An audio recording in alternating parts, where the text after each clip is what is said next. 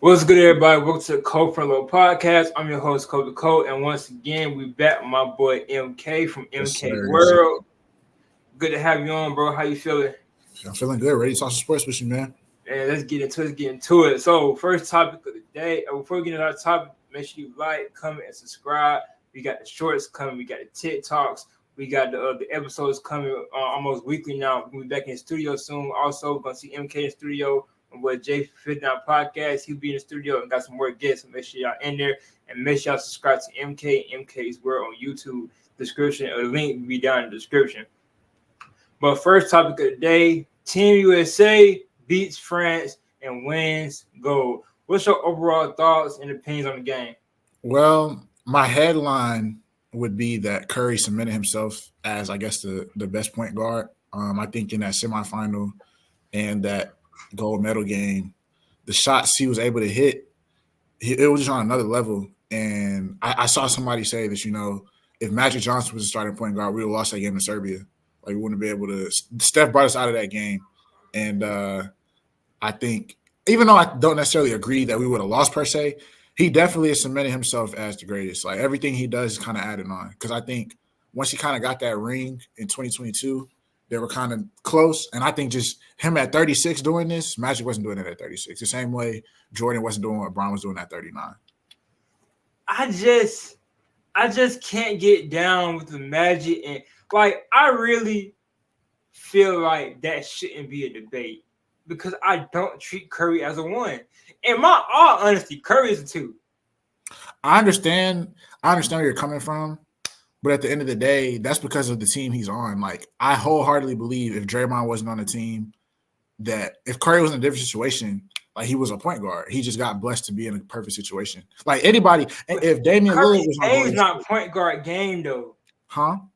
It's literally – Curry literally plays like a two. I honestly believe – that's because Draymond plays like a one.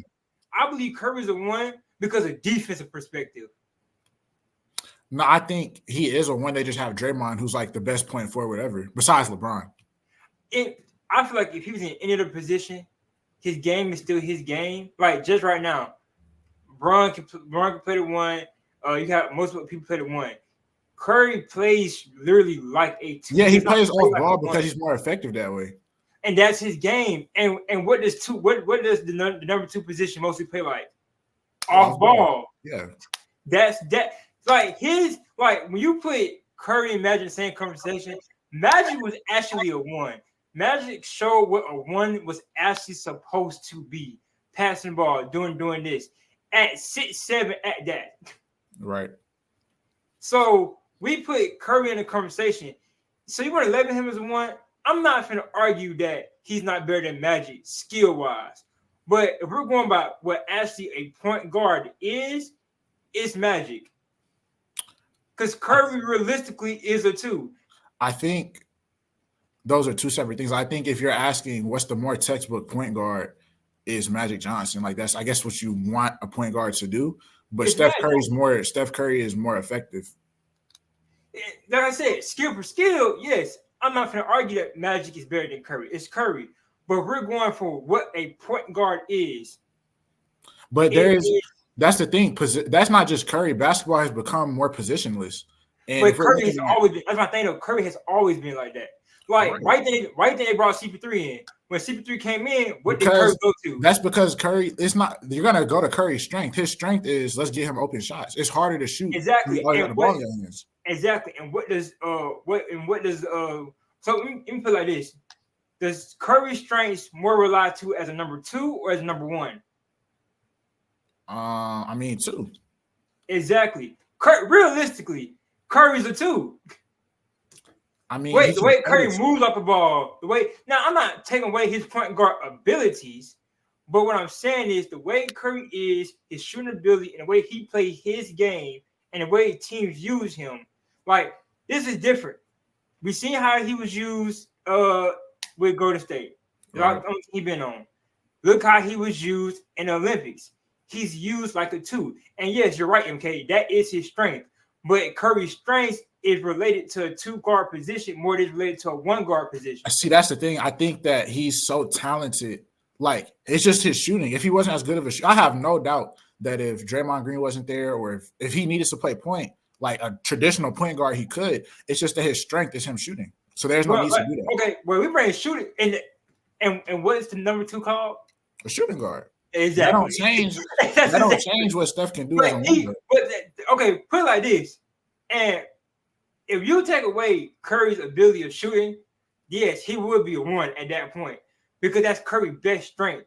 But Curry's best strength allows to 2 guard. That's really how you play. Put it like this. I feel like if you bring any guard, CP3, what's a noticeable like person that actually plays the guard? Like Rajon Rondo. Rondo. What's underrated guy? What Tyus Jones just went to the Suns. Yeah. He plays like a point guard that spaces the floor, facilitate, average the assists.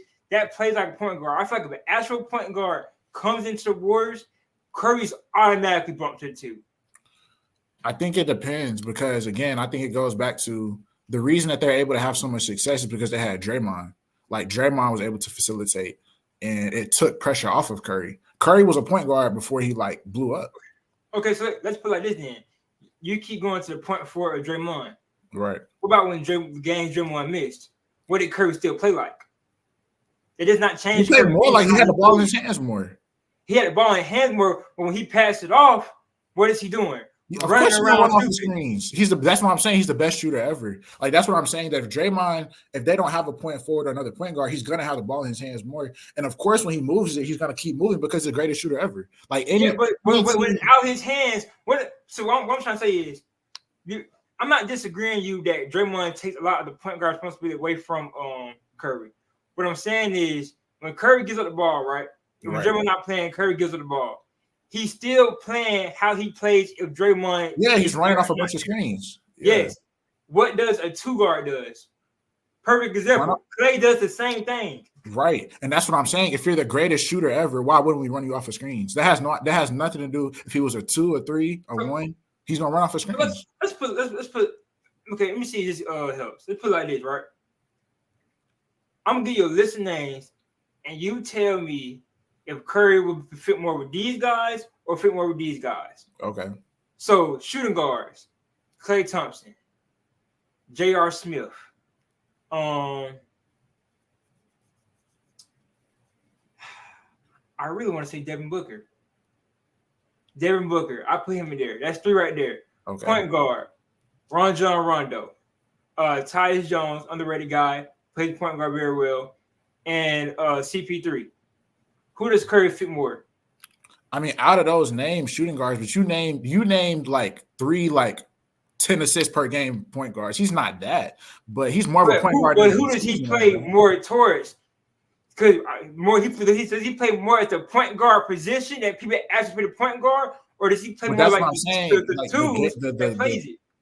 That's what I'm saying. Though, that the point guard has changed. Like he's definitely. I would say he's closer to Chris Paul than he is J.R. Smith. Because JR doesn't handle the ball. That's what I'm saying. Yes, they both run off the screen.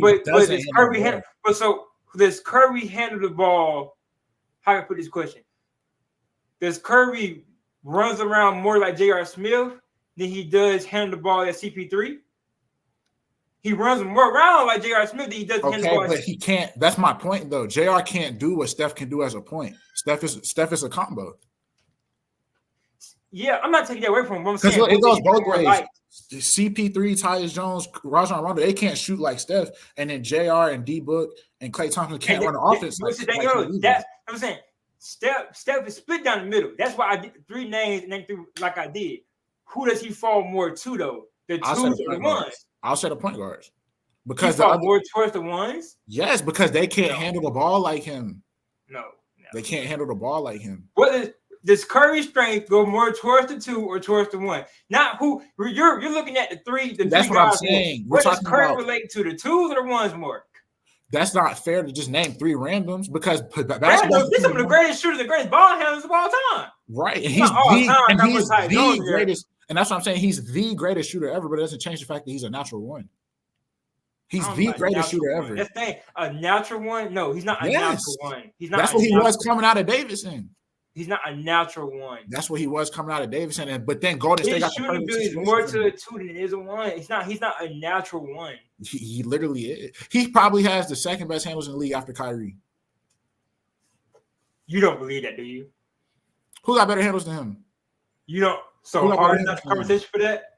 I'll say Steph got better. I'm not saying Harden don't got handles, but I think Steph. So you're saying Curry is the second best ball handler after Kyrie Irving? He's definitely top 5. Definitely top 5. I give you.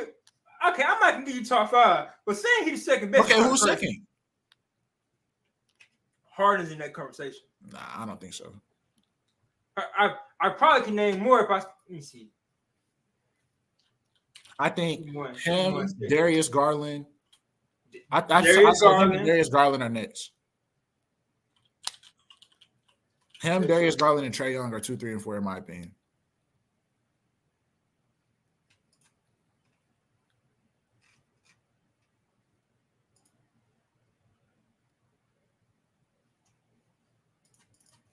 He just doesn't have to get in his bag because of his shooting ability.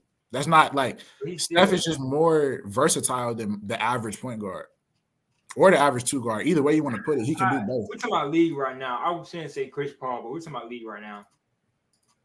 Prime Chris Paul to get that boy some work. He used to work him when they played him in the playoffs. You said what? Steph used to work Chris Paul. Yeah, but we're talking about best ball handlers. No, Steph's not too. Matter of fact, the 3 names you just took, I'm taking way over Steph right now. Darius Garland, Trae Young, Kyrie. Yeah, I can live with that, but he's definitely top 5. I might can give you top 5. He might be top 7 if I go look at the names. I can't think of the top of my head right now, but he might be top 7. Those are the only names I can think of that I would say. Yeah, I go Darius Garland, Trae Young, and Kyrie. I mean, and again, even if we're saying top 7, that's my point. He's a shooter who has top 7 handles. Even if you want to say top 7, he's the greatest shooter with top 7 handles. Anybody who's the greatest shooter, regardless if they're a 1, a 2, or a 3, will be What is his biggest strength? Shooting. And his biggest strength relates to more what? A 1 or a 2? A 2. Exactly. That doesn't change the fact that he's a 1. In this conversation. That's like saying KD is more like because of how versatile they are. Like that's what I'm getting at. The game is more positionless. Like KD, your average 7-footer is not doing that, but KD's different. I'm not disagreeing with you that the game is more positionless because Brian has played all 5 positions. Yeah. KD might can do the same thing. Luka, in my opinion, as a 1 is still crazy in my head. Yeah. But what I'm just saying is if we're going to where the debate is Magic Johnson and Curry. When you go to what a point guard actually is, it's Magic Johnson. He's the greatest point guard of our time. Curry's a better player than Magic, but he is more of a 2 than of a 1. But he is a 1, is what I'm saying. He might not be as effective of a 1 as Magic, but at the end of the day, the point guard on the Golden State Warriors is Steph Curry. So if we're gonna say effective as a 1, your words now, effective as a 1. Who would that make the greatest point guard of all time then? It depends on what you're looking for. If we're going to the prime example, so put it like this: if you was a coach, I'm taking Steph Curry. You said what? I'm taking Steph Curry. That wasn't the question. How was your question, buddy? You shoot too fast. That wasn't the question. If you was a coach and you had 5 guys and you had to choose your 1, do you want your 1 to play more like Magic or Curry? Curry. Because so question, how do you want your 2 to play then? If I have a Curry, then a nice combo guard. I'm taking Magic. I want a facilitator. I want somebody to do what Magic did. I want somebody pulling up from 40. I believe in the traditional 1. It's not. I believe in pulling up from 40. It just goes back to Steph. Steph is 1 of 1. Like if it was anybody else, I'm not disagreeing with that. He is his shooting ability is unnatural. But if we're going to an actual 1, it's Magic Johnson. Magic is a better facilitator. Magic's a better 1. I mean, it just depends on what you're looking for. Just because, like, Steph will get you more points, Magic will get you more assists. If we're really coming to a conversation, I will say Steph has changed the game of what a 1 is. because he's labeled as a 1. That's what I'm but saying. If we're actually being real, Steph is if Steph was never labeled as a 1, the 1 is Magic Johnson. Yeah, I agree. I agree. It like because, Steph changed what it is. Put it like this. Like you said, Curry's a 1-on-1, his unnatural shooting ability. That his shooting ability relates to it too. All other point guards, or you would teach a point guard, relate more to Magic Johnson. Right. So I say this: it's easier to be Magic Johnson. If I was coaching up kids, it's easier to turn them into Magic Johnson than it is. Yeah, it is turn to Curry. Yes, because you asking a kid to be an unnatural shooter and shoot for 40. Right. But that's the thing though. That is something you would try to teach your 2 guy. No. Nobody shoots like Steph. You shoot. Bro, your guards can shoot. All point guards can shoot the shit out the ball. All of them. Yeah, point guards are made to also shoot too and make plays. Kyrie Irving, for example, unnatural handles. He can play the point, but he can also get the shot off. What I'm saying is, if I had to split my group up from 1s to 2s, Curry would go work my 2s. Nah. You want Curry to work your 1s? Yes. That's no. Have you not seen his ball handling workouts? He is a point guard. I would rather have Kyrie work my ball handling workouts or Magic to learn how to be a point guard. My 2, Curry, that's what I'm saying. Show my guys how to shoot. I'm telling you as a fact, Steph has all that stuff in his bag. He's just more of a shooter than them. Again, I'm telling you, if he was a 1, if somebody take height out of it, like imagine Steph Curry was 6'7". If he could still shoot like that, you would still be running him off of all them off-ball screens. If he was 6'5", same thing. He just happens to be 6'3", so he's naturally a point guard, but he shoots the shit out the ball. He does not play like a 1. That was not how he doesn't. That's what I'm saying. If he was 6'7" and he shot like that, he wouldn't be playing like a 3. It would still be more like a 2 because of how well he can shoot. But he still has all the point guard stuff in his bag. But that wouldn't be a good example because 3s are really unpositionless anyway. 3s are the most unpositionless basketball. But I'm saying if they could shoot like Steph, they would be looking like a 2. That's what I'm saying. Steph looks like a 2 but it's not but looking like a 2. Steph plays like a 2. He just plays like a great shooter, bro. Like I'm telling you. But okay, and a great shooting in the name is shooting guard, which is a 2. A 2 guard. That's what I'm saying. He's a point guard. So we're saying this, but this go back to what I said earlier. If an actual point guard like CP3 comes, where do Steph automatically get? Yeah, they're more of a facilitator. They're more of a facilitator than Steph. Because of what? Because of his shooting, right? Which just plays more as a 2. We had this conversation when the Warriors brought Chris Paul in, and we was having this conversation about when they was at the 9th seed and the 8th seed or all about that. Remember, I said this when Curry came to his actual position. And CP3 came in as an actual 1 guard. It made the Warriors look very much more dangerous because you have a person to actually play the 1 and let Curry do what he wants to do as a 2. Right. And what I'm saying is that's because you have one of the greatest facilitators ever with the greatest shooter ever. In Curry's prime, he's winning back-to-back MVPs as a point guard. But that's because that's what he's labeled as. What did he play as? He played as a combo. Yes. No. Don't get me wrong. I understand what you're saying, running off all the off-ball screens, all that stuff. Again, it goes back to it fits perfectly. You got the greatest shooter, a top 5 shooter, and a great. We go back to the handles. Curry handles lead him to more than him just chucking at the ball. He showed it in the Olympics. What you mean? Like when Curry has a ball, it leads more to 3s than him actually working the offense. Or get into a spot. That's because he's looking for his shot. That's because he's looking for a shot because he's the greatest. Like, okay, for example, that shot he shot over the double team. If anybody else is taking that shot with KD and LeBron open, they're getting cussed out. It's different with Curry because he's the greatest shooter ever. When you're the greatest shooter ever, you play differently. Like, again, this doesn't have to do with the fact that it's Steph Curry. If there was anybody who was 6'1" that could shoot just as well as Steph, they would be running off. No matter how good their handles are, no matter how good of a passer they are, they're going to be running off a lot of off-ball screens. That's what you do for your shooters. Point guards could be shooters. Hey, we're going to be on this conversation all day. I made it to a different segment. We'll let some people get into the comments. All right. Let's get into we was on the Olympics. We probably had that little side conversation. Man, that was a good conversation. Off track.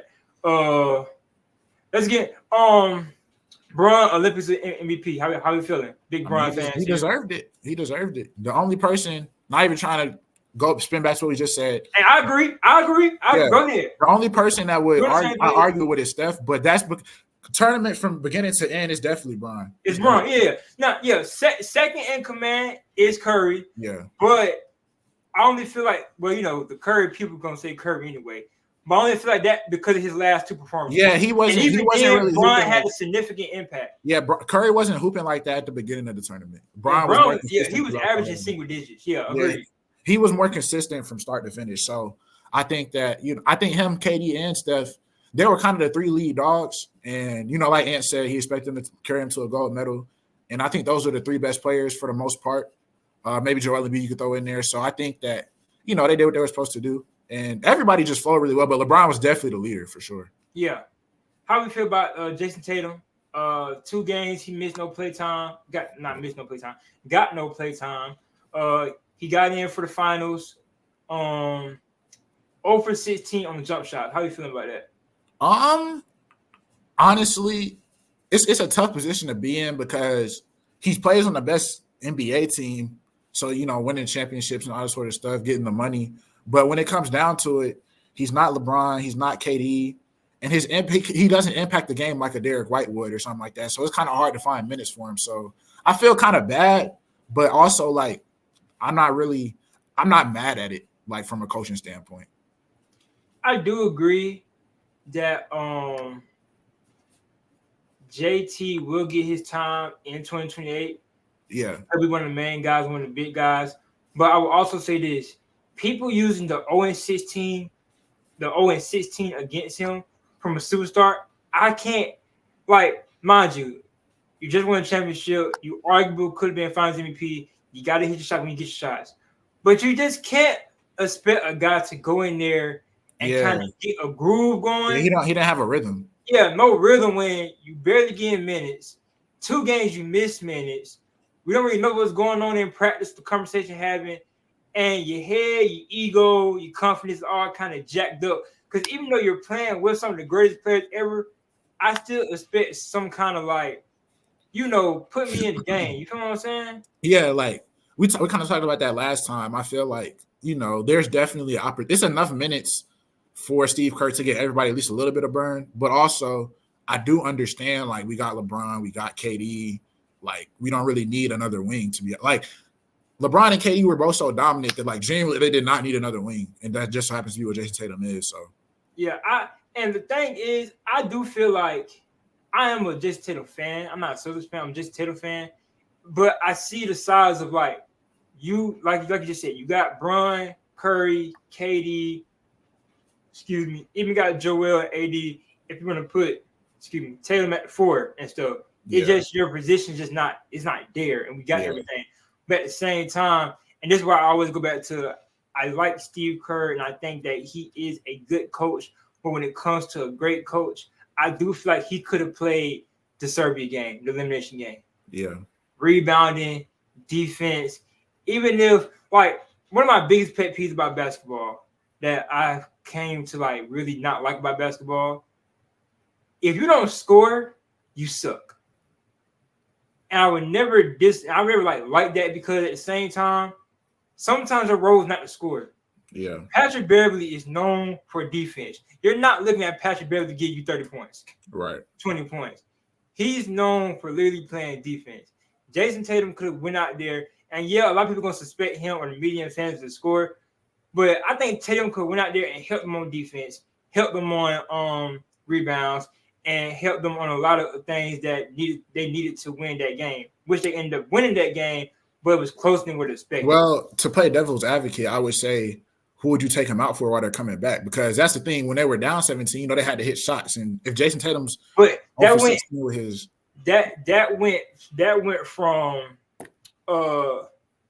went to Curry hitting the shots and Bron getting in. Right now, here's my thing to you to respond to that. I would have took KD out. Okay. Put Tatum in.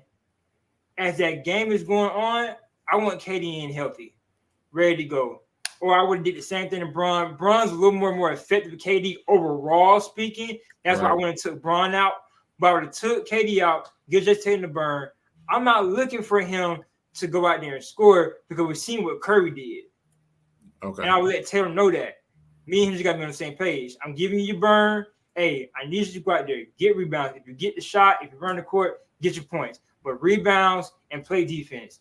Now, when that final lineup come in, hey, KD, you good to go? Now, Jason Taylor might not play the most minutes, which a lot of people didn't. But, hey, I got him his minutes. And now he got to fill the game in an elimination game at that. Yeah, that's understandable. I just realistically, this is true for any coach. It's hard to be down 17 and you need to put a forward in and you look past LeBron and KD. That's all that is. Yeah, and it is hard. I do agree. I think that's what Steve Kerr really just suffered the whole tournament. Why Tyrese and JC didn't play. It's hard to look past Drew Holiday and Steph and Derek White, and then it's hard to look past LeBron and KD and go deeper than that. Well, Tyrese really didn't care. No, he had a great time. He was happy to be there. He was literally, I'm just here for the medal. Yeah. Like, he literally rode the bench. Yeah. And you can be cool with that. But the thing is with Tyrese, you really couldn't take him out for nobody, to be honest. That's what I'm saying. I feel like Tyrese was in a worse position than Tatum. No, I agree because of what his game is. Like, he is very effective on Indiana because he's somebody who put the ball in his hands every possession and will let him cook. On Team USA, that's not the type of team they have. Yeah. He was really in a worse position because I'm not looking past Derek White and Drew Holiday, which Tyrese might make a case, but defensive-wise and actual role player-wise, give me them two. Yeah, like I would say Tyrese is arguably better than them as far as what he can bring to the table offensively, but like we don't need all-stars right now. We need role players. He's not gonna get in the game. And that go back to my pet peeve. We need to value the role players more than sometimes. I ain't gonna say more than sometimes the superstars, but value the role players more than what they're actually doing. Yeah, and just scoring. It's just the superstars are the superstars, so it's like it's hard to kind of look past them. But at the same time, you only need so many. Like the role players where it really gets you. You know, Shaq always says the others. Like the others where it really gets you the championships. The Celtics versus Mavericks, it showed. Yeah. Luka and Kyrie had a star power, but the Celtics role players are just they probably got the best role players in the league right now. So how do you feel about KD responding to people about Jokic saying Jokic might be the best player, but really don't care about that? Yeah. How we feeling about that? I'm with it, I think it's good for him to, kind of speak on everything that's going on from an international standpoint because it's different from the NBA and international ball, you know what I'm saying? And Jokic has solidified himself. I do agree Jokic is probably the best player right now. Like, he's been on another level the last, 4 years, if we're being honest. But I think KD, talk your talk. You know what I'm saying? We went into games. We got the gold medal. Who really cares about the best player in the world, if you're being honest? Yeah, I agree. I would argue it's between Jokic and Luka. I would only go Jokic. I would go Jokic because of longevity, just because we got 3 MVPs, we got a championship. I think last year alone, Luka was probably Luka probably had a better season. He took his team to the finals, but just if we're looking at the last 4 years, we got 3 MVPs and a championship versus Luka. We just have a lot of you can argue empty stats. But that's the thing though. When we saying best player, are we bringing in career or are we bringing in as right now? I think either way you can argue it's Jokic. Worst case scenario, Jokic is 2. So, you know what I'm saying? That's why I said 1A, 1B. I didn't even say 2. I said 1A, 1B. Yeah. Somebody got to be 1A, 1B. But I'm just saying, I feel like even though sometimes you do got to bring in career-wise, depending on who you're talking about, but players like current on the rise, Anthony Edwards, Shea, Jokic, Luka. But I feel like sometimes you got to argue as what they're doing right now more than career. Yeah, well then I would say I think Luka. I would give him the nod as of last year, last season. I would go Luka. And I can kind of give him the season before that, not better than Jokic, but as on the rise as they keep on improving. Yeah. His team is just not there. The only reason I'm hesitant to say that as far as the year before last goes is because I feel like you got to make the playoffs. If you're the best player in the league, you got to make the playoffs, and he didn't. He wasn't able to do that. But that go back to the team though. I agree that like Denver is a better team than Dallas from top to overall. bottom. Yeah, agreed. But overall, go ahead. If you're the best player in the world, it's hard for me. It's hard to say you're the best player in the world. You missed the playoffs. That's just a statement. Overall, I think the Mavericks had one of the worst teams in the playoffs. Overall, this year. I think if you're just looking at player for player, yes, but they played their roles really well. Yeah, they did. I'm saying we're looking at the player for player. Yeah, I honestly believe they was one of the worst. Clippers are probably better than them. Yeah, I was just gonna say that too. Healthy Clippers. So Clippers. Every series they played in, player for player, they had the worst team. I really, like, part of me really want to say the Timberwolves, but I can't say that because they lost in 5. I think on paper honestly, I don't know. I've never been a fan of Cat and Rudy Gobert on the same team, so I can't really speak on that. I don't think that's a good idea. I've never been a fan of Rudy Gobert. Well, I will give credit where credit due. I'm not gonna hate on him. I really credit where credit. I think he's okay in the right situation, but I don't think him and Cat on the same team is the right situation. I think they should trade one of them. So that's just a defensive liability. Who would you trade? Cat. I mean, no, Rudy. I would trade Rudy. You think you get better trade out of Cat or out of Rudy? I think you get more value out of Cat, but team-wise, you want to give rid of Rudy? Yeah, because Cat is genuinely the better player, and you got Naz Reid. I think Naz Reid can help be a better rim protector. I think if you replace, I think it's easier to replace Rudy Gobert than it is Cat because of Cat's shooting ability. So when you get rid of Rudy, will you try to bring in another good center and leave Naz on the bench, or you promote Naz to the starting? I would start Naz, but if you can trade for another center, that's good. But I would start Naz. I think Naz is when Naz is on the court, he be hooping straight up. Yeah, so he does. I think he's okay as a starter. I have to see Naz actually start a good full part of the season. Yeah, because it's definitely different coming off the bench and started for sure. Yeah, I'm saying you know how I am. I'm consistent with stuff like that. Second year stuff, how you is when people leave, how you is when you first start. Yeah. I just gotta see that actually happen, and then I go from that. Yeah. I think that's all on the Olympics. Oh, Noah Lyles. Wins 100 gold. Let me say that. I told you he was not beating Usain Bolt's record, bro. That was not happening. Hey, no. I didn't say he was going to beat it this year. I said he was on the verge of probably beating it. Let's get down the record straight. Now, if I was wrong, pull up the clip. Yeah, then I said it. But I say that he has a chance to beat it. But yeah, you're right. He didn't perform. But let's I want to attach to the NBA, but let's go here first. So Noah Lyles got gold in 100 meter. Right. Got bronze in the 200. Right. I'm not gonna get to the whole COVID stuff and I all don't think that he had stuff. COVID. I think he did, but I'm not finna say that's the reason he lost. Yeah, and that's the thing. I hate when athletes do that. Like if you're gonna race, like for Noah Lyles, if you're gonna race, then don't talk about COVID after you lose. Well, that's the thing though. I will say this: he didn't talk about it. That's true. He didn't. I will say this: the media just don't like Noah's right now. That's just how it is. He didn't say a word. He literally congratulated the person that won. Yeah, I mean that's true. So I can't literally say Noah. And I am a Noah Lyles. I love Noah Lyles.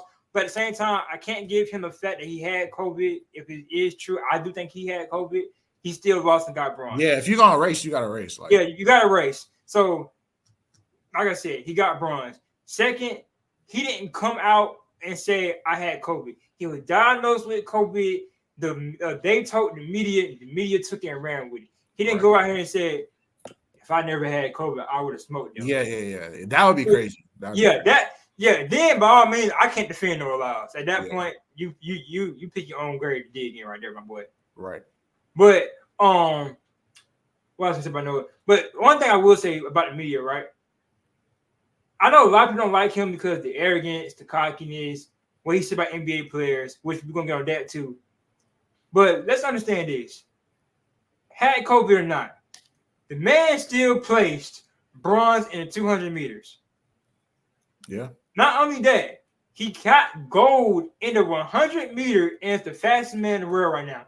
We can't sit there and take it from him. Yeah. Like, we can't take that from him. Like, we praise the 100 more than we praise the 200. Yeah. So I'm just saying, we can't sit there, you know. I mean, yeah, him. He did what he was supposed to do as far as the 100 goes. And then realistically, it's understandable that if you had COVID, like it takes wind out of you. So I'm not going to sit here and say like, oh, you're supposed to still win even if you had COVID. I mean, because it's supposed to be his event. But like if you had COVID, that's understandable. But I think, you know, I heard he had like 102 fever and stuff. I think if all that stuff is out the equation, he probably does win a 200 considering it's supposed to be like his event. Yeah, and if we're being real, the 200 meter was a day later. Yeah. COVID ain't switching like that. Yeah, that's true. And he did like it ain't like he just blazed through the 100. I will say that. Yeah. But he literally got gold in 100. And if that's the case, he had COVID then. Yeah, so that's we just true. can't sit there and put, you know, all the hate on him. Yeah. Yeah. So it's just interesting to me that it came out that he had COVID after he got bronze. That's just interesting to me. Yeah. And you know, I think that's more media than anything. Yeah. I think if he would have came out and said that, then hey, by all means, have at it. Go do what you gotta do to him, because at that point that's crazy. But since it's the media and the people that came out and reported that, I think you gotta give Noah Lyles a little leeway. Yeah, that's true. That's understandable. But we're gonna get into him and Anthony Edwards in a little bit. You seen that about Adidas? Yeah, the shoes. Yeah. Yeah. We're gonna get into that to a little bit also. But you know, Noah Lyles said world champion of NBA stuff. Yeah. My thing about that is, right, he's still not wrong. Technically.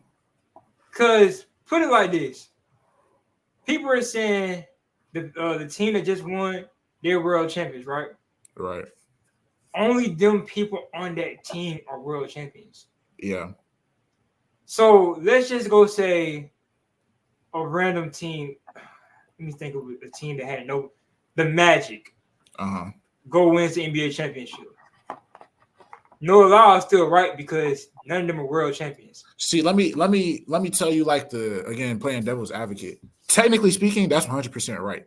The reason that the NBA has the world champion label is because the odds of the Magic winning the championship, like, it's harder as a United States citizen, because that's the thing, you know, Noah Lyles was coming for like the US, like world champions or what.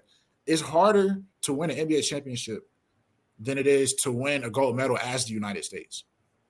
I disagree. If you're from the US, if you're the reason I want to disagree is because on record, like Melo, he said he would never change out his 3 gold medals. Yeah, because it's a different type of vibe. Yeah. Yeah. And mind you, even though our guys are old, these are the greatest players in NBA and probably NBA history. Right.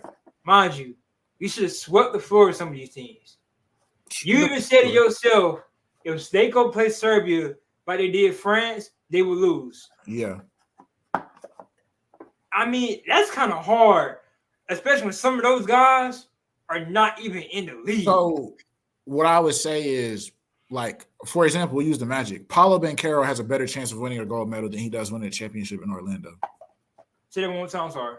Paolo has a better chance of winning a gold medal than he does winning a championship in Orlando. But is that because of the team he might have compromised up, or I might use Orlando as a bad team?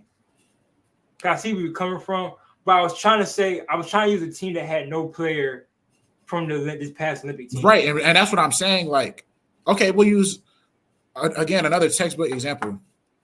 Tyrese Halliburton, he's a world champion, right? Like technically, he's a world champion. He didn't do anything.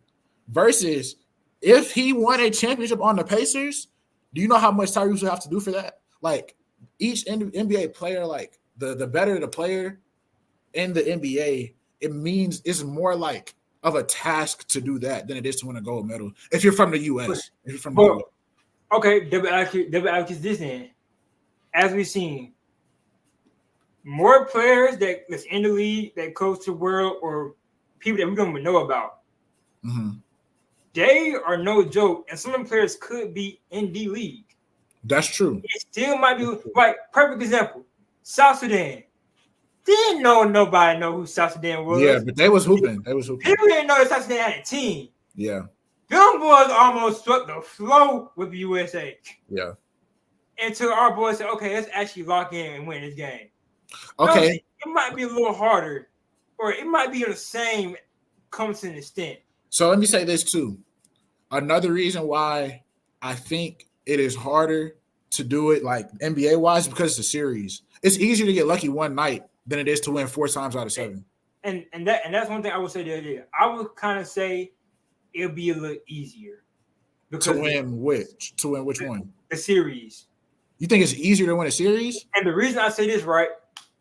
The reason I say the series, yeah, it's not no easy to win or to get 4 wins. I will say that. But at the same time, you have multiple chances. Lucky or not, that one night, Super Bowl, you got to play your best game right there, right then. Luck or not, your best game. If the NBA final was one game, you have to play your best game right then and there. That's why it's easier to win. I was just about to bring up the Super Bowl. I've had like the perfect example is Eli Manning. Eli Manning is a borderline Hall of Famer that's only going to make it because he beat Tom Brady twice. Nobody will argue he's a top 10, top 15 quarterback. But because it was just one game, we can sit here and say he's 2-0 against Tom Brady in the biggest games of his life. But if it was series, I could confidently say.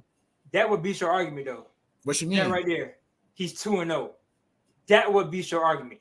It would be different if it was 1-1. He beat Tom Brady twice. But I'm saying it's easier. That's my point, though. It's easier to be the worst player and win in a one game scenario because we're looking at 2 different years where it's like, all right, you got to win one game. I think in either one of those, because I mean, the Patriots was 17-0 when he beat them the first time. The Patriots by far and away the best team. But when it comes down to one game, again, if we're looking at the course of the season, it's not even close. The Patriots was the best team. Blah blah blah blah. And I think if we're looking at a series, I'm pretty sure the Patriots would have won had to been, let's say, 3 out of 5 for the Super Bowl when they were 17-0. But because it's just one game, it's easier to go do it. Like the same thing with March Madness. We see Cinderella stories because all you got to do is win one game. Versus in a series, the best team tends to win because, like, repetitively, the better team's going to get the better odds. I see where you're coming from. I'm just saying. Okay, yeah, I see where you're coming from, but the thing is, because you have a series, it gives you a chance to live and fight another day. That's true. That's why I'm saying it makes it easier. Because even the Super Bowl March Madness, like I said, lucky or not, maybe we both just playing good. Maybe we lit a fire. Say Alabama and Auburn rivalry game. Right. Because we all know Alabama should go right to floor with Auburn. Georgia Tech. That game starts off very slow. Even though Georgia ended up blowing the crap out of them, always. It starts off so slow. Washington State, Washington probably should have lost that game. The championship, team that ended up in the championship probably should have lost that game. Yeah. But because it's one game, I have to put everything I got right now. If I lose game 1, I can come back game 2 and say, guys, we need to lock in. Realistically, I lost championship in game 1. That's what I'm saying, though. I think we're speaking on 2 different perspectives. I think you're speaking on the team, the favorite. I'm speaking on the underdog. I'm saying as an underdog, it's easier to win one game. Like as the favorite, it's easier to get upset because you just have to play one game. Okay, and then I play double advocate to this. The underdog wins one game. In most case scenarios, you can't let the underdog get a game. Let's be honest. The underdog gets one game. Okay, perfect example. Cleveland and the Magic.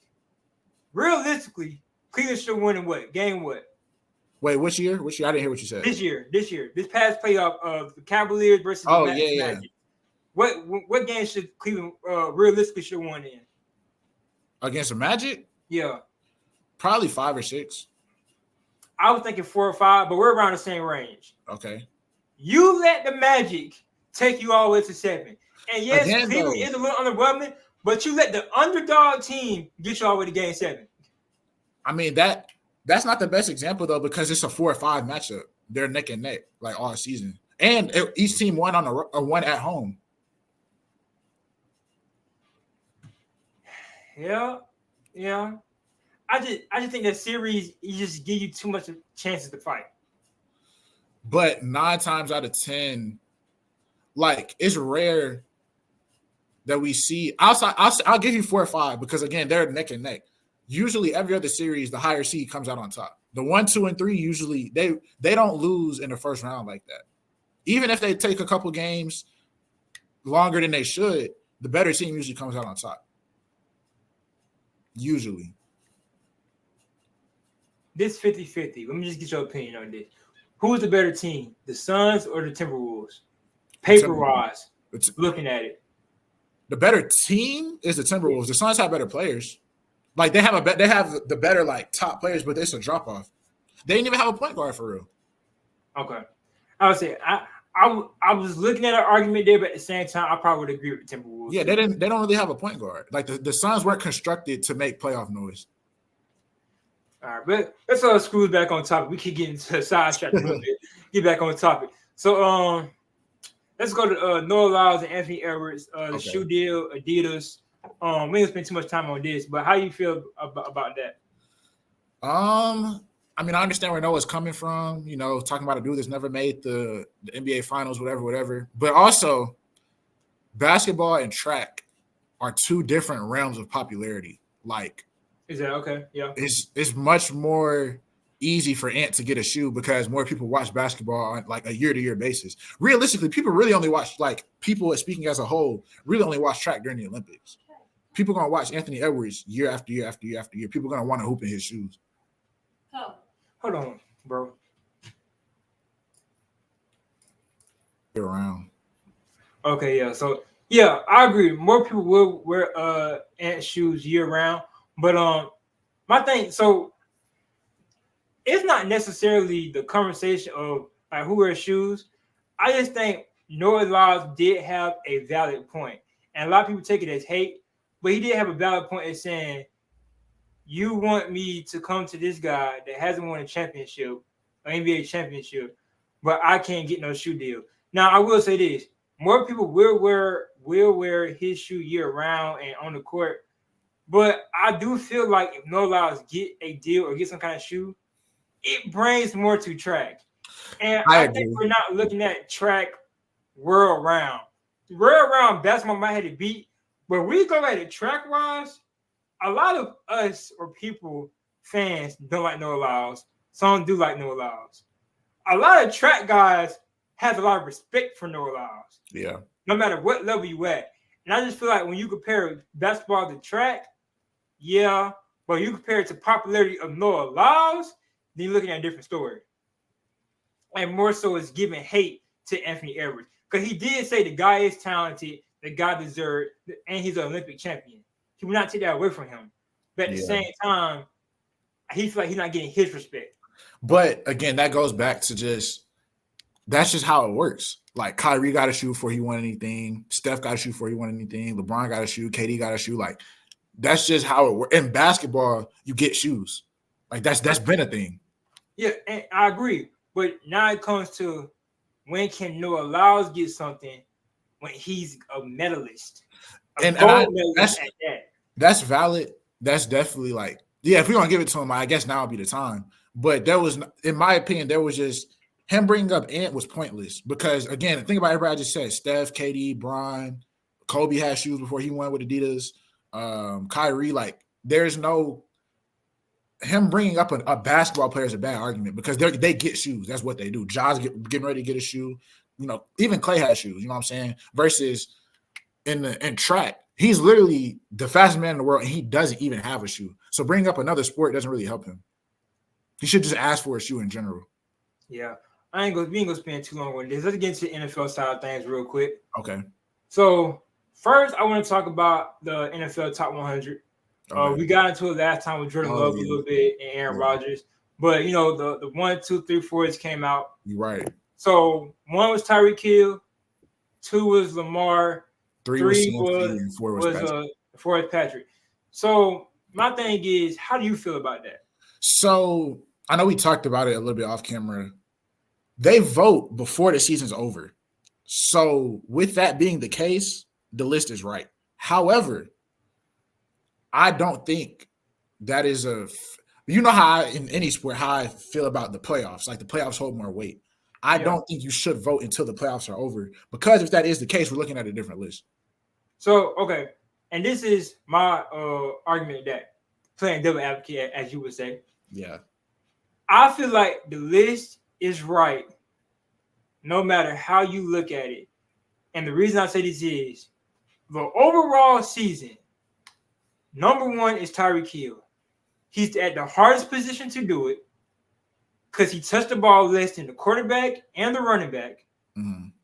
When he gets the ball, he's making plays, catching the ball, running past people, jet sweeps, handoffs. He's making a play. Number 2, Lamar Jackson. He's literally the MVP. Mm-hmm. Number 3, now I do feel like Lamar and CMC probably could have been swapped. If we want to make an argument for that, they could have been swapped. But because Lamar is the MVP, you can give it to Lamar. I'm not going to make an argument that's 2 and 3. Patrick is 4. Yes, he won a Super Bowl. Yes, overall, he is the best player in the league. But if we're looking at it as the whole season come down, yes, I understand he beat every single one of the guys in them playoffs. Yes, I understand the playoff hold more weight. But over the whole course of the season, the best player was Tyreek Hill, and was that list goes down. So again, for me, it just goes back to I agree with you. Regular season, in my opinion, if you were good enough, if we're looking at the regular season and you were good enough to be the 4th best player, and then you beat 1, 2, and 3, that puts you at 1. But see, this is my thing too, though.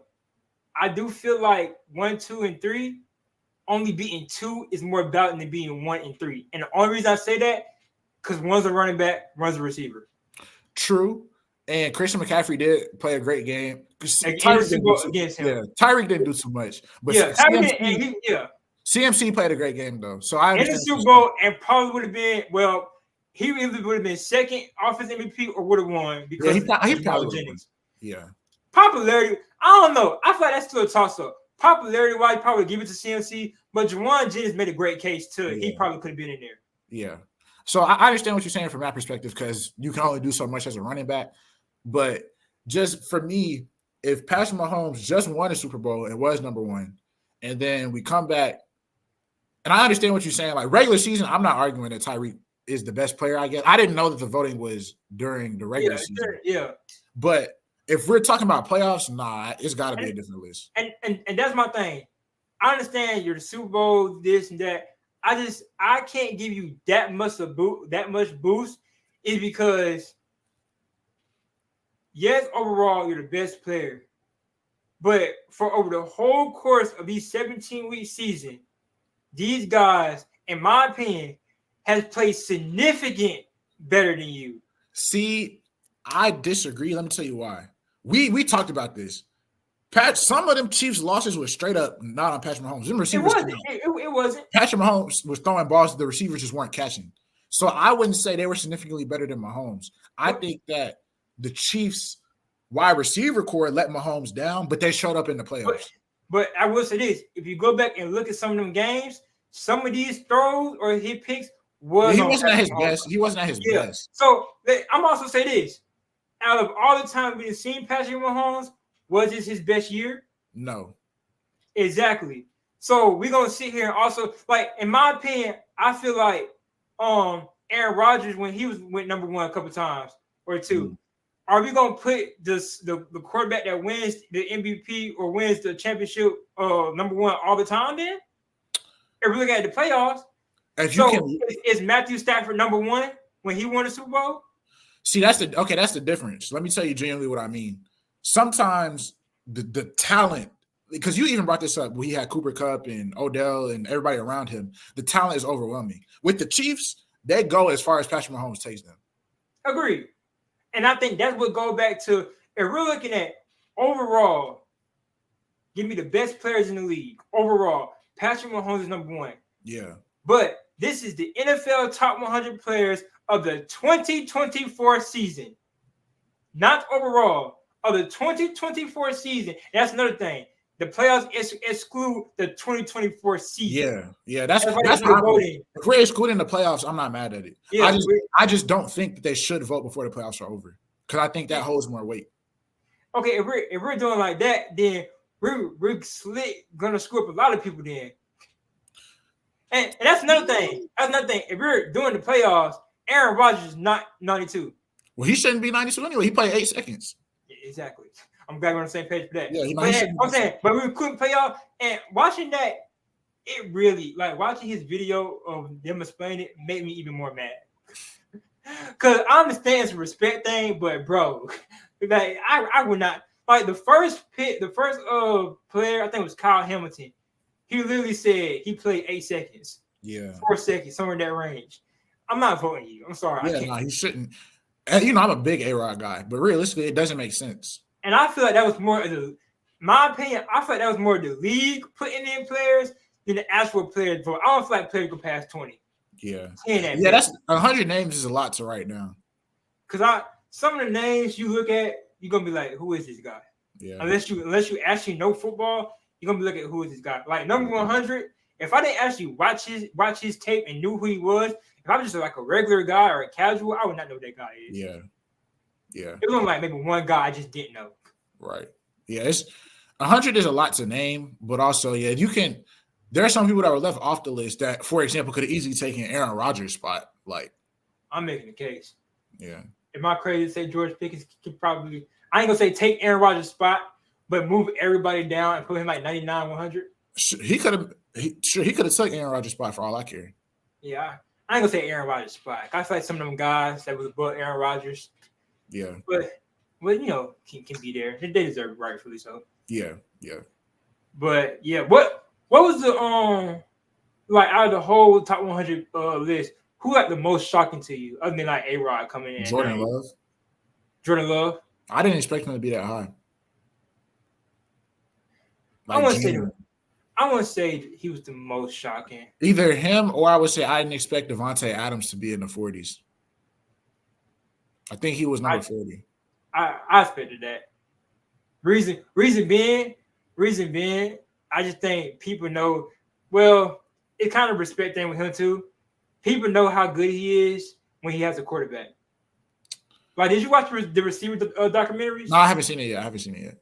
When you watch that, there's literally players on the sidelines, especially when they play the Lions. It was like, if I was Devontae, I'm getting the heck out of the Raiders right now because he has no quarterback. So when they benched Jimmy Garoppolo, he signed off on that for Aiden O'Connell to start. I did not know that. Yeah, he told them, Aiden O'Connell, I signed off on that. Okay. Well, my thing with Tay is that's not his, like, he's still arguably the best receiver in the league. And it's like at 40, like, I just don't think I agree, like, it's quarterback play, but we can't take away from what Tay is. Yeah. But I think you still have to, like I said, it's still of the 2024 season, so you still got to put it in play. I guess. Yeah, he didn't have the most productive season last year, which, I mean, he can only do so much, but I mean, it's true. I think my most shocking one was TJ Watt. Okay. I feel like he should be in top 5. I don't care what nobody said. Who was 5? Myles Garrett was 5? Myles Garrett, bro. I mean, to me, that's not really like they're kind of 1A, 1B as far as best defensive players. Who was 7? Because TJ Watt was 8. Who was 7? Was it Chris Jones? Was it Chris Jones? You might be right.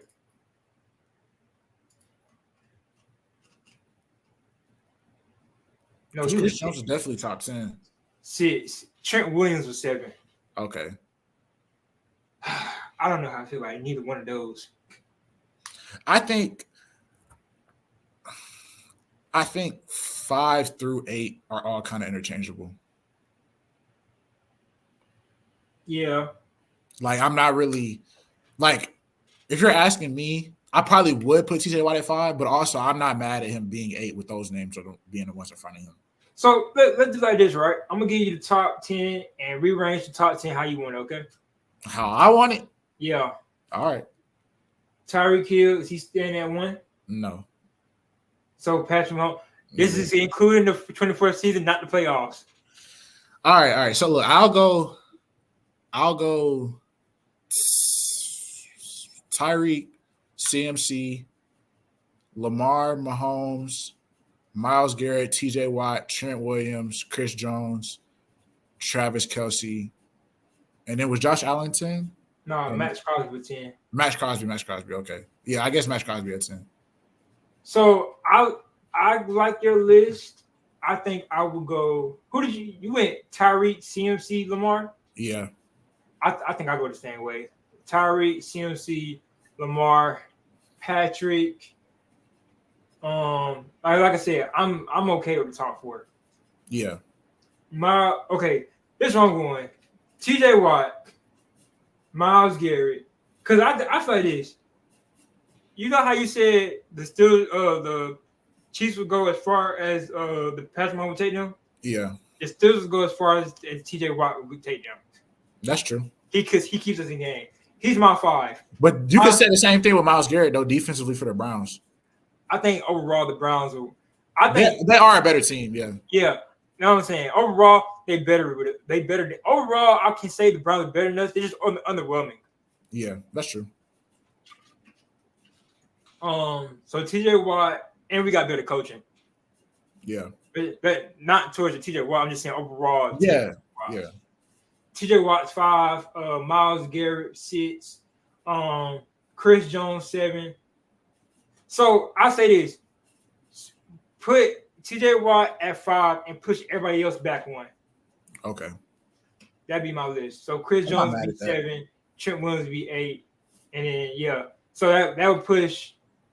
That'd be the exact same. Everybody else should go back 1. I'm not mad at that. And to be honest, I think Chris Jones and Trent Williams are interchangeable. Yeah. I think that's very interchangeable. And then the 12 and 11 and 12 is Fred Warner and Josh Allen. Okay. Who do they have higher, Fred or Josh? I can't remember. Fred is at 11, Josh at 12, CD's at 13, George Kittle's at 14, Jalen Hurts at 15. You know what? I'm so glad Jalen Hurts. I don't care if it's one above. Jalen Hurts at 15, Dak is at 16. I'm so glad. They shouldn't be that close to each other, to be honest. In my opinion, who do you have? Jalen. Okay. I don't know why people think Dak Prescott better than Jalen Hurts. I don't either. Maybe a little bit arm talent-wise, but overall, I want Jalen Hurts. Yeah, for sure. I don't know why that's a big conversation. I did not see this part. Michael Parsons at 17. I'm switching him and Dak. Yeah, Michael Parsons is better than Dak Prescott for sure. Yeah, I'm switching him and Dak. Justin Jefferson is 18. For the people that's in front of him, no. But going off of this season with him missing a couple of weeks, no, it was more than he missed 7 weeks. That's what I'm saying. Yeah, so I said a couple. Yeah, the various of weeks he missed, but we're being realistic. I'm pushing Dak back. Yeah, for sure. I didn't know Roquan Smith was this high. Yeah, he's 19. He's been balling. He was. I know he was 19. I thought he was like the 20s. Yeah. CJ Stroud was 20. AJ Brown was 21. Penei Sewell was 22. I'm just gonna go to the 25. I ain't gonna go all the way down. Okay. Raw was 23. Destin Lawrence was 24. I'm glad Destin Lawrence got some respect right there. Jalen Ramsey was 25. Ooh. I think he a little bit of like a popularity contest with Jalen Ramsey. Because I mean he was the highest corner, right? I'm not. Yeah. Yeah, that's not. I don't think that's accurate. I'm not mad at it. Questionable. If anybody's trying to push him back, I won't argue it. But I'm not mad at it because the only reason I'm not mad at it, when he came back from injury, that's true. His impact was like he became a top 2 corner quick. You can see a difference for sure. Yeah, it was like wasn't his like first game back 2 picks, 1 pick? I think so. I think it was 2, if I'm not mistaken. I think so. Either it was 2 picks between his first 2 games or that first game back, he got a pick. Yeah. So yeah, I'm not totally mad at that.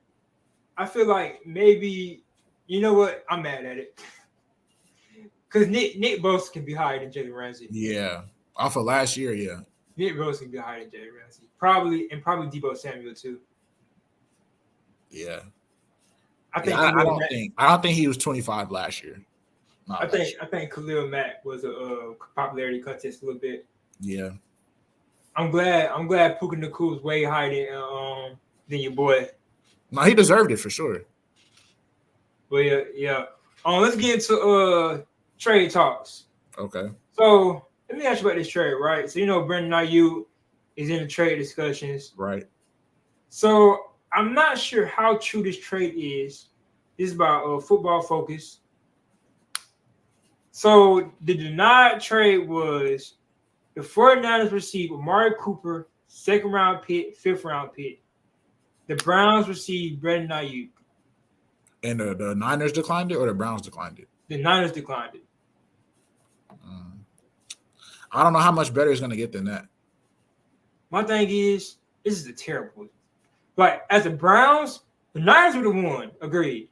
But I want, like, it made me question how true this is because the Browns, that's a terrible offer. Yeah. Like, what? My whole thing would be to get somebody with Amari Cooper, not get rid of Amari Cooper. Yeah. Yeah. That's what I was saying. As the 49ers, I don't know how much better it's going to get than that. I don't know how much better you can get than Amari Cooper.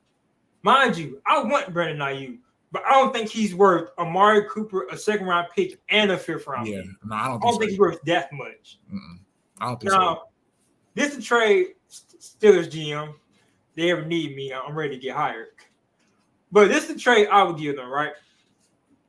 I would give them my 1st round pick. Okay. And I would give them a late round pick. Okay. They give me Brandon Ayuk. And if they need a little more, I throw in like a 2025 or 2026 draft pick. Okay. Would you take that? I think at this point, yeah. Like the 49ers have allowed themselves to let Debo's price go down because they waited so long to actually – I mean, not Debo, Brandon Ayuk's price to go down because they wouldn't do anything. Because they want George Pickens or they want Freiermuth. I'm not giving you neither one of them guys. Yeah. I'll probably be more to give you Freiermuth, but I'm not giving you neither one of these guys. Yeah. I'm trying to make this team stronger. And you can have my draft picks, and I feel like that's why they want to take the draft picks, because you can have them, because in my heart, they're gonna be a late round anyway. It's gonna be 20s or higher. Yeah. So, but it's better than nothing. Take them. I'll be in the playoffs. The 49ers set themselves up by waiting so long. Honestly, they should have just gave him his money, if we're being honest, up front. But now that we're here, it's like, this whole holdout situation, they just took too long.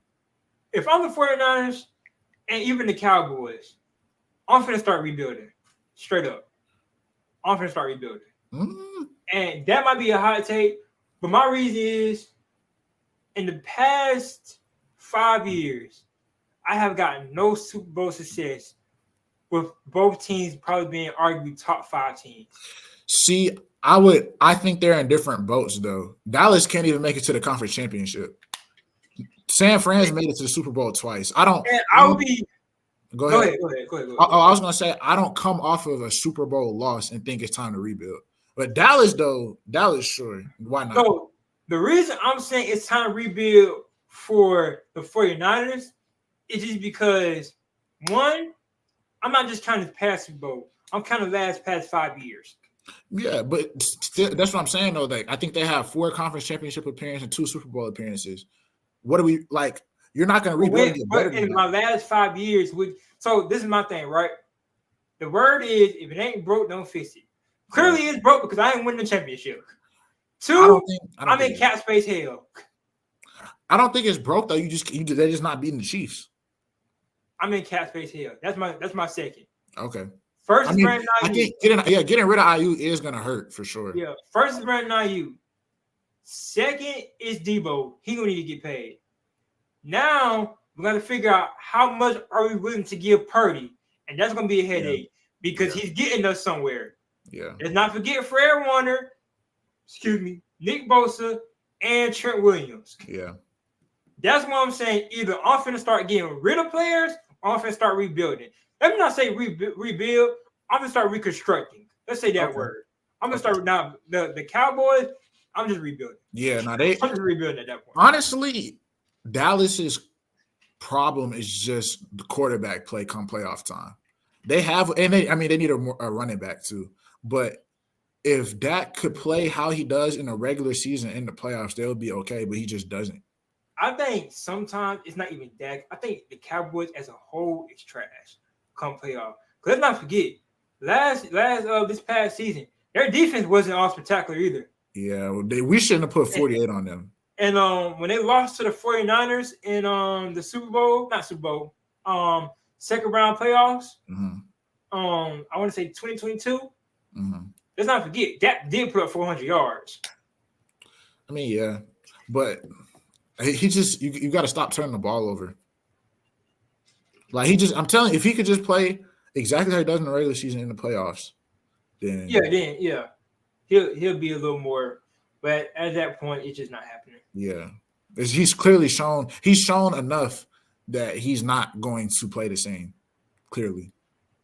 So we ain't gonna spend too much time this either. But JJ McCarthy out for the season. All right. I think Justin Jefferson needs to be on suicide watch. He needs to be on suicide watch. I was never really that high on JJ McCarthy anyways. I was. I just for me because he didn't really show me too much of anything at Michigan. Hey, the boy went and took a team. I'm gonna tell you the same thing I told Jay. I don't care what y'all say the surrounding talent was. The boy did the impossible and looked great the whole season. I think, to be honest, he was the most consistent quarterback of that season. I'm not going to argue against that, but I will also say he had probably the best team around him too. Michigan's team from top to bottom. And I think that's what the most his case, because people always talk about the team, but we got to understand this too, right? Everybody says the team, this team, that. We got to start giving credit to some quarterbacks, because even if the team around him is doing what they're supposed to do, you still have to command that offense. That's true. I think that's why Brock Purdy's getting way more credit than he's doing right now, because you still have to go out there and command that offense. Now, is it quarterbacks better than him that can do better? Yes, I'm not arguing with that. But the amount of discredit that they get because, I'm surrounded by this team, I can't help that. But I still have to go out there and do what I'm supposed to do, because if I don't, the team sucks. We lose. Right. I mean, I guess he's just a game manager to me. I guess that's really what it is. I don't really see him as a game changer. I don't think he's a game changer yet. Do I think he's going to make a case? To be honest, I think the only game changer might be Jaden Daniels. I'm not sold on Caleb Williams yet. I'm not sold on Caleb Williams. I would say Caleb and Jaden. And I kind of wish Caleb Williams didn't have a team that he have now. I wish he had help more than what Justin Fields had. But I don't wish he had. I thought this team is a little too good. Like, it's way more better than what Justin Fields had. Like, this, it's OD. But at the same time, though, he's still gonna have to produce. Yeah, he got to produce. But okay, like the same thing like this. Preseason game against the. I'm blanking. You remember who he played preseason game? I'm blanking. I know he had that throw on the sideline though. But it was a 40-yarder from not Joe Mixon. You talking about Jaden Daniels? No, I'm talking about Caleb Williams. You talking about on the sideline, right? No, I'm talking about it wasn't a no look, but a no look to Swift. Oh yeah, the little screen. Yeah. That, like, he has to produce, but we look at stuff like his number. If his numbers come from that, I'm not sold. Well, I mean, that's not gonna happen week in, week out. He's gonna have to actually put up numbers. That's what I'm saying. I need that. But my thing is, the talent that's around him, stuff like Swift and that can happen. That's true. But I still think though overall, because the Bears were 7-10 last year, so considering that you got the number one pick on an already 7-10 team, like the expectation should be, 500. So I think it's going to take more than him just having a couple of highlight plays a week to actually get those wins. Agreed. Who did these boys play?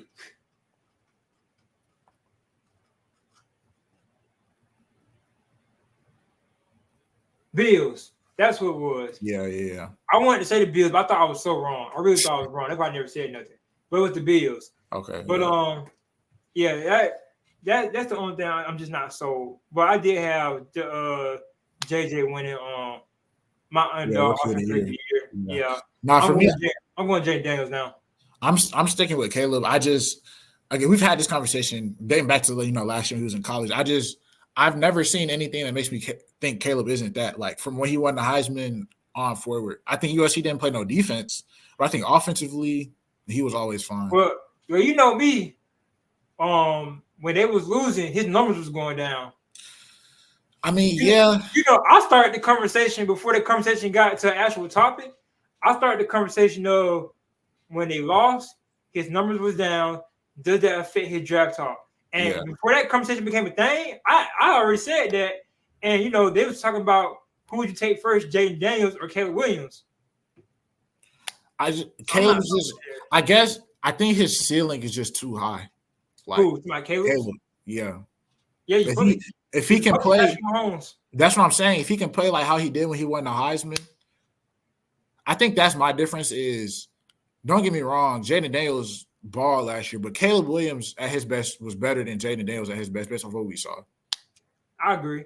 I agree. But I do think Jaden Daniels has less to lose. That's why he has a better chance to win. And I will say it's not as much expectations. Yeah, and I will say this. If Jaden Daniels puts up even close of the numbers that Caleb Williams is winning, that's my offensive rookie of the year. I don't care what nobody says. Probably the only reason I would say not is if Caleb Williams can lead the Bears to the playoffs. But no, this is why I say this, right? You realize I say numbers, right? Right. Now, if they have the same or close to numbers, and he take to the Commanders, which is probably not happening, but take the Commanders to the playoffs, and the Bears go to the playoffs, it's Jaden Daniels. Yeah, I can agree to that. But what I'm saying is, if Jaden Daniels goes to the playoffs, has close to the numbers than Caleb Williams, to me, he's the offensive rookie of the year because overall, by a margin, he did it with less. Yeah, your Bears is exactly. The Bears is better than the Commanders, and he has way less, not less, way less. Yeah, that's my offensive rookie of the year. I'll argue that. I will say, like, he has less for sure, but Washington has a decent supporting cast with Terry McLaurin and Jahad Dotson and Brian Robinson, Eckler out the backfield. Like, they're okay. They're okay. It's not Keenan Allen. It's not DeAndre Swift. I mean, that's true, but Terry McLaurin has been consistently. I mean, that's true. It's not. That's what I'm saying. It's not them. That's what I'm saying, Wade. Because you got DJ Moore. My opinion, DJ Moore is a bottom 10, top 10 wide receiver. Arguably for sure. Say what? I said arguably for sure. Yeah, it's arguable. That's why I said bottom 10 hot take. Yeah. It's an argument depending on who you start throwing in there. Yeah. But then I'm gonna start saying quarterback play also when Justin Fields was not playing. When Justin Fields was playing, DJ Moore produced. That's true. So, but yeah, we coming towards the end of this episode. A couple more stuff. I want to talk about this. So we got New York Jets. Okay. Big A-Rod guy here. Yes, sir. Big question of the day. Do you think the O-line can protect Aaron Rodgers? They better. I think that's the main question for the Jets. Yeah, I think that the Jets will go as far as the O-line takes them. Because even with Breece Hall last year had a great year, like a sleepy great year, but they just no quarterback play because they didn't protect Aaron Rodgers. I mean, I guess like I don't see why not. I mean, because I feel like everybody on that O-line knows the assignment is protect our guy. If we don't protect our guy, we're not going to make it far. So, yeah, I don't feel like the Jets have a trash O-line, so I do feel like they can make it work. And I do agree they go as far as their O-line takes them. Yeah. But the O-line that I'm concerned about is the Ravens. Do you think their O-line good enough? Okay, let me say this. I think for the talent that they have, like Lamar and Derrick Henry being a 1-2 punch, I think will make enough of a. They are good enough to make up for the lack of the line. You know what I mean? I think that's a lot of pressure. I think it is, but they're the two most run dominant. Like Derrick Henry's the most downhill runner as a running back, and Lamar's the most consistent running back runner as a quarterback. Like that's what they do. Because you know me, my biggest thing is if they don't run that ball, they're not winning. Yeah, that's how I feel about the Ravens. That's true. I think it's true to an extent. I think that the running game has to get them going. Like that's their bread and butter. But in order for them to win it all, Lamar's gonna have to make throws. Yeah, he has to, and I think in order to keep Zay Flowers happy, he got to also. Yeah. Well, I mean, I think Zay, especially now that they got rid of Odell, I think it's kind of just Zay. Like it's his wide receiver room. Yeah, it's Zay's show, but my thing is Zay still have to get the ball. Yeah, I think they'll get it soon enough, especially because of how quick he is. You can get him on little bubble screens and jet screens and stuff like that. Like I think they'll be okay. I think I don't know. I think if the running game, because they're already run heavy, right? So I think if the run gets to him too much, if they have success with the run, they're gonna stay with the run. Because if it ain't broke, don't fix it. Yeah. And I just think when they do pass it, if they're not getting Zay Flowers the ball, when they do pass it, or it's incomplete, intercepted, or just not getting out fast enough, and Lamar got to scramble, it's just not gonna be a good showing. Personally, I think they'll be okay as long as they're winning, and I don't see them dropping off from a winning standpoint. Yeah, I don't see that. Am I crazy to say I just don't agree? And probably because I'm an AFC rival of them, but I just don't think it's a big jump, a boost from them adding Derrick Henry. Yeah. No, I agree. Because respectfully, like there's game changers, but respectfully, running back is the most replaceable position. And their running backs already kind of like, again, it goes back to what I was saying. Lamar and the Ravens are already so run heavy. Like, I just think you just got too much run heavy now. Yeah, like adding Derrick Henry doesn't make them that much better because Lamar was already such a threat that the running backs are feeding off of the fact that like defenses want to attack Lamar, like in a read option and stuff like that. So I don't really think it makes them that much better, especially this version of Derrick Henry. If we're talking about like when the year when Derrick Henry took the Titans to the AFC Championship, if that Derrick Henry was on this Ravens team, it would be a different story. Yeah. I would, like at this point, I'm not saying that these guys are better than Derrick Henry, but I would take guys like Jahmyr Gibbs, Josh Jacobs, Swift. I just feel like not only can they run, it opens up my pass also. Yeah, like they bring a different dimension. Derrick Henry and Lamar Jackson is low-key like one-dimensional. Like, yeah, I'm not looking for Derrick Henry to go out for a pass. I am full-fledged comfortable of putting the linebacker on him. For sure. Like, and the other guys, I would have to go nickel, and I have to bring like another DB in. Yeah, like him and Lamar together, it sounds nice, but in actuality, like I think Saquon and Jalen Hurts brings more of a passing dynamic to it than Lamar and Derrick Henry does. You know, like they have the potential to be more dangerous because Saquon can actually like catch the ball out the backfield. Yeah. Do you think Jaden Daniels ready to start at QB1? Jaden Daniels? Mm-hmm. Do I think he's going to start? Do you think he's ready to start at QB1? Yeah. I think him, like I said, him and Caleb. I think any other year I probably would pick him to be rookie of the year. I'm really high on Caleb. That has nothing to do with Jaden. I think Jaden. Yeah, I'm really high on Jaden. Yeah, I'm high on both of them. So I think, that they're the only two though. I'm not that high on JJ McCarthy. Drake May is just in a bad situation in New England. And I've been hearing that, they're looking at Joe Milton too. Like they like what they're seeing out of Joe Milton. I like Joe Milton. I like Joe Milton. I think he might end up being QB1 but at the same time for Joe Milton I actually got to see it a little more to be more hot up on him. And I also it's hard because New England has no type of help. None. So it doesn't really. really. They don't got Matthew Judon no more either. Yeah, I know he got into the Falcons. Mm-hmm. They looking scary. They looking good. It's hard for me to take the Falcons seriously. They're like they're the Falcons, bro. Hey, they beat y'all. Hey, we won a playoff game. Hey, beat y'all. Don't matter. Don't matter. Hey, you can say it. We won a playoff game. Guess what? We beat y'all. We beat the playoff team. That's funny. Y'all lost to the Desmond Ritter Falcons. That is, yeah, nah. I remember when we lost that game, I thought we were cooked, bro. I thought we were cooked. Bro, you came into the pot. So for guys that don't know, that's back when we were still boys from the low. That man MK came back so hot. And then the next week y'all lost to us. Yeah, no, we just started off terrible, bro. But it's okay. We turned it around.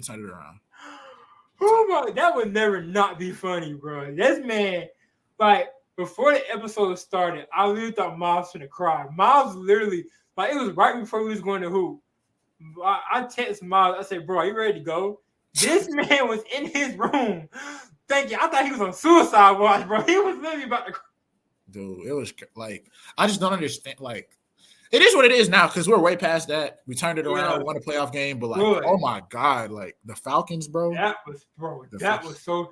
It's when they came back and beat you. Yeah, that's what I'm saying. Like, we were up. It would be different if we was down the whole game. Like, we were up and y'all lost to the worst second half team. Crazy, dog. Crazy. It would have been so much different if they was beating y'all and just stayed beating y'all. They came back and beat y'all. And we didn't do anything. We didn't do anything in the fourth quarter, like at all. That was so like that's like one of the games that I really just like wasn't sold on Jordan Love. Because if you would have told me after that game we would have won a playoff game last year, I would have thought you was lying, bro. But the thing was though, after the Bears game, you was so high on Jordan Love. Oh yeah. Hey, he turned it around. He's the future. He's the DFA like, dude, I saw talking so much, bro. I saw I needed to see on the back end. It's not about how you start, it's about how you finish. And he finished great. Hey, he finished great. And this is why I'm not sold yet. Because most great quarterbacks start good and finish good. That is true too. Yeah, started terrible and finished great. But that's true too. Man. But I just think, like, I don't know why he will regress. That's my only thing. Because it was his first year as a starter. You know, kind of start off slow, whatever. But I will say this. I'll be a little more high on Jordan Love if he beat another playoff team. That's understandable because the Cowboys are the Cowboys. So I honestly don't have a response for that. It's not even that. I just feel like, let me see. If he would have played the Lions and beat the Lions. Understandable. Let me also tell you why I'm okay with it. Because of how he played against San Fran. They were neck and neck until the last drive. He didn't play good. But the only reason why I'm not really with the San Fran too is because you know what I said. San Fran probably should have lost to y'all. They dang sure should have lost to the Lions. Yeah.